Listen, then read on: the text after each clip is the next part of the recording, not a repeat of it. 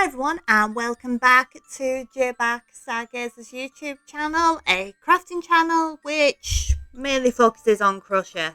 I mean, there's a little bit of non-crochet there, but crochet, mainly that. So we are in spooky month and this is week 2 of Halloween here. And as such, we're going to be doing a spooky haunted tree. Now, if you're a returning viewer to this channel, hello, welcome back. If you're new, hello. What I do a bit on this channel is I take AI generated crochet images and I bring them into the real world, see how realistically I can actually create them. The bird at the background is one of them.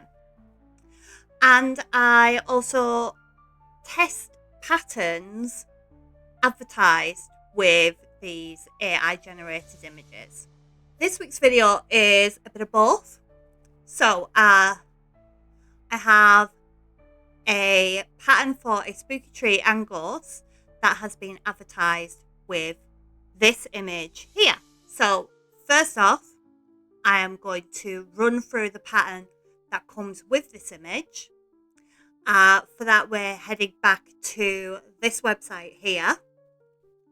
This is a website we've been to before on this channel. We tried one of their frog patterns a while ago. I think it was about 6 months ago or something like that. And while we didn't get a result close to the AI image, the pattern itself was easy to follow and it did create a solid piece at the end of it. There are a few of these patterns connected to AI images that I have tried that simply do not create a finished product at the end, like the robot I made. So while I was on Pinterest, I saw this image, like I said before. It is an AI generated image and it is from this site, a site we've been to before. So this video is basically going to fall into two parts. The first part, I am simply going to follow the pattern, like I've said, for this tree, and we'll see how close it actually is to the image. Then the second half of the video, I'm going to fix the pattern. I'm going to try and use as many of the, maybe not parts, pattern pieces of the original pattern, maybe the general concept of the written pattern to create a much closer version of this tree. I'm not sure if I'm making sense, but hopefully it'll make sense by the end of the video or as we go through this. So I already started step 1, just following the pattern before I actually started recording this. So it's about halfway done when recording starts here. Enjoy the montage of finishing off this tree. As I've said, these patterns from this website, from what I've seen, they are very simplistic patterns. Beginners can definitely follow them, and while you will not get the result of the image it's advertised by, you are going to have a finished product by the end of it. I will say I have found a fault with this pattern, but it's just with the materials. I think it said it needs something like 800 grams of yarn. I mean, it didn't even come close. It barely even used 100 grams of the brown to create the entire tree. And here is the finished tree from the pattern. And yes, it's pretty much a million miles away from the AI image, but this is a completed pattern and it would be great for a beginner to do this. I really wish this website would just advertise its patterns with actually what the finished results is, because these are great beginner patterns on this site and they're free. I would say if you're a beginner crocheting, go try these, because I mean this little tree, it's like my first crochet spooky tree. So let's see if we can make the next version. Let's see if we can actually use some of the concepts from this pattern to see if we can actually get closer to the AI image. So I've started with the base, but instead of increasing by 6 for each round, because the base is just rounds fanning out, so there's a flat base. Instead of increasing by 6, I'm actually increasing by 7. I'm actually working on changing a lot of the way I work from 6 to 7, because I've just noticed that it's giving me a not nicer finish, but nicer beginning on the magic circle. Honestly, I would give it a try on the flat and the round, because I have already noticed a significant change for the better in my crochet. So if you're feeling that your pieces aren't really starting in a nice consistent way, change to 7 just to see how it looks. Right, if you have stumbled across any of my shorts on TikTok, Tumblr, I think I threw a few up on here on YouTube as well. I must actually remember to put more up on here. You have seen some of the progress of this tree as it's gone on and now it feels like absolute years. I think it took me maybe 10 days straight crocheting to do this. And a lot of that reason is that I actually frogged back from about the midway point of this pattern twice. Yeah. And the main stumbling block has been the roots. Now, on the original pattern, they are just simple tubes around the base of the tree. To get the look of the AI image as the roots are actually coming out of the tree trunk, I thought I needed to create these as one piece. So my first idea was to continue working on the round of the base piece which I've created, which was 10 rounds, increasing by 7 for the first one, I believe. Yeah, that's what my notes say here. And then I randomly created chains coming off the last round of the base to be sort of like the base of the root. I've actually got a sketch here. That was kind of the way it was. So this was base, and these were the, well, I guess the structure, the bottom structure of the entire piece. And then the idea was to use different stitch heights, doubles, trebles, half trebles, and so forth, to create the different widths that the root would actually need to look like roots. I mean, that was the hope. So it was something like this. So this was the main part of the root, and then it would fan out depending on the stitches. And I thought I could just continue this on one continuous round, working around each of these roots, and also using back loop only stitches closer to the trunk to help that pull in as well as rise. It was a bloody disaster. It's as simple as that. It was a bloody disaster. But for some reason, and I think it's just because I was so focused on creating these different heights into the trunk of the tree, I thought I was kind of on the right track. So I just frogged back to the base and I started building up the rounds again in a similar way. I so wish that I took a step back at this point and actually looked at it, because I spent about 5 solid crochet hours getting to a point where I realised that these did not look like roots. They looked more like starfish arms. Honestly, look at that. That is a starfish arm. That is not a root. So I frogged it back, and I even frogged back the base piece that I had made. Honestly, 5 hours worth of work. Oh. Oh.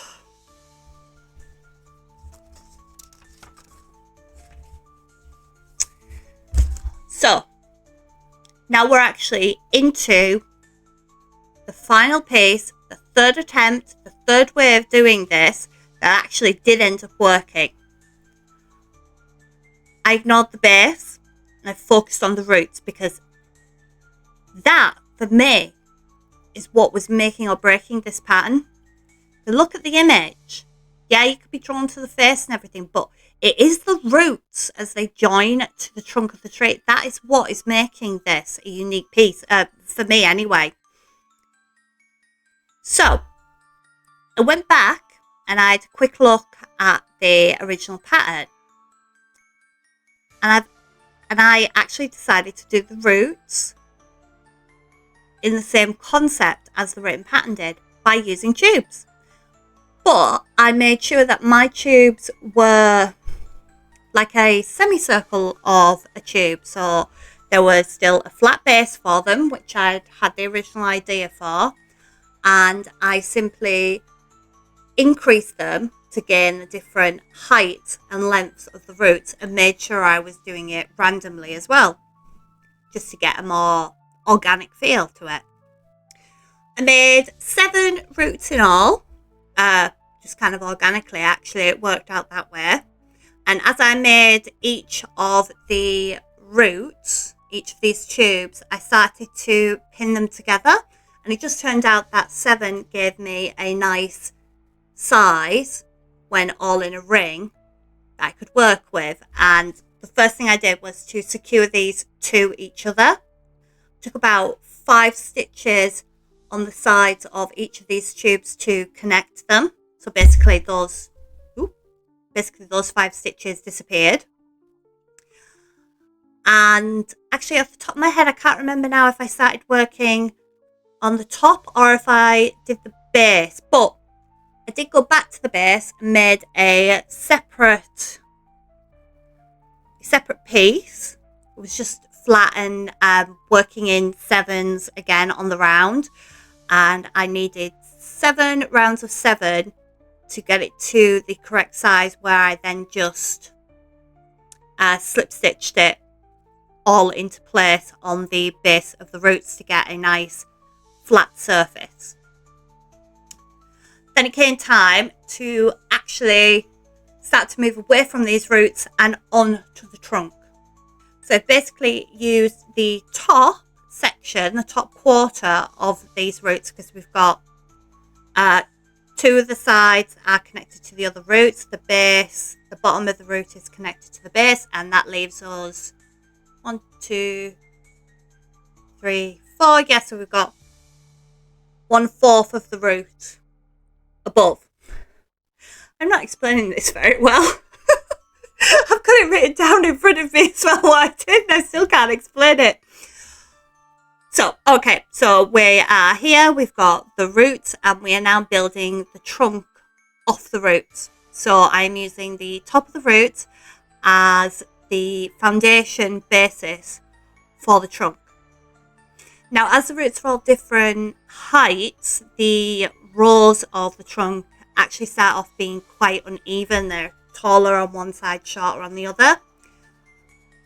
But using decreases to simply pull pieces down and raise them up, I was able to start evening out the rows. They evened out after about 4 rounds. And it also helped me bring the circumference of the trunk in. And then it was on to the face details, which thankfully I only had to do 1 pass of, and it just went so quickly. Honestly, everything from this point on just fell into place immediately and just worked lovely. It's just those bloody roots. Reminds me of when I was blonde. Right, so face details. On the original pattern, they are done as separate pieces and sewn on. The AI image, they seem to be almost set back in the trunk. I haven't gone for that. I've simply done a basic tapestry technique where you colour change within the round to create the details you need. And if you've watched any of my other videos where I've done tapestry, you know that I've got a cheat where basically I draw the details in the correct scale that I need and simply use that as a template and just write down the colour changes as and when I need them. As I said, the AI image, they do seem to be set slightly back.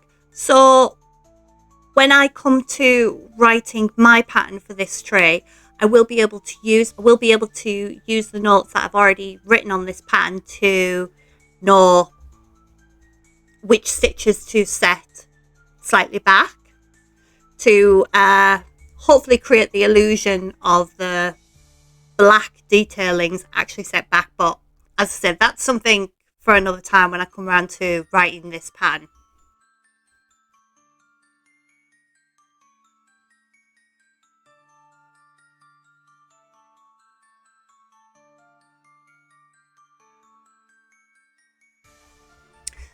Now, as I started working up the trunk past the face details, I started to leave gaps in the side of the trunk to attach the branches later on. This was simply created using chains to separate off and divide off the original tube that's created by the continual spiral of the crochet. And these gaps then remain for me to work on later. I could have just built in the branches as I went, but it would mean stopping at every branch, going out, finishing the branch, and then coming back to the main trunk. And I just wanted to get the basic shape of the trunk going first before I then went back for the branches. And when it came to doing the branches, it was a lot simpler just to crochet directly onto the gaps and just build out a tube. And then if I wanted the branches to then branch off into smaller branches, I would do the same technique using a chain stitch to divide off, leaving the gap and then coming back to it. I think it was about 7 separate branch pieces in the end, but a lot of them were pretty small, maybe only 5 rounds each. Probably not even 20 stitches between them, to be honest. The first branch I think did come out a bit fat, but as I say, when I come to write the pattern, I can adjust all that. So then that was it. The tree was done. It was all finished, finally. And then I could move on to the ghosts. And I love my cute little ghosts, and they're made in 2 pieces. The bottom floaty sheet part of the ghost is a square made on the round. It's just a granny square, and then it's folded up.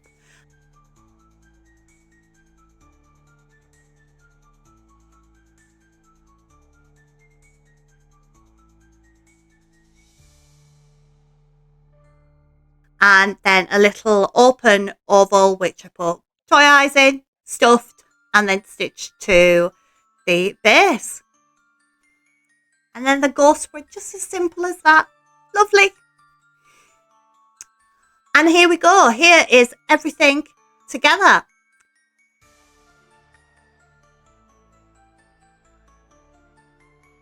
The original AI image, the tree as it came from the pattern, and my version, the fix, I guess. So that's what we should call it, yeah. The AI, the pattern, and the fix. Now, as you can see with this tree, I actually did use scrap yarn throughout. That's why there are so many different variations in the brown, but I'm actually quite happy with how that worked. It gives a more organic feel, I think, to the wood of the tree. And I'd say it's probably about 400 to 500 grams of yarn used, which is really interesting to me, because if the pattern was calling originally for 800 grams, then even with me trying to make it in reality, I still haven't actually come close to using 800. Well, that's it for Halloween week 2. I hope I explained myself well. If not, I hope the images that I've caught the right details for you. And I am going to see you next week for another Halloween inspired AI to reality. Bye, YouTube.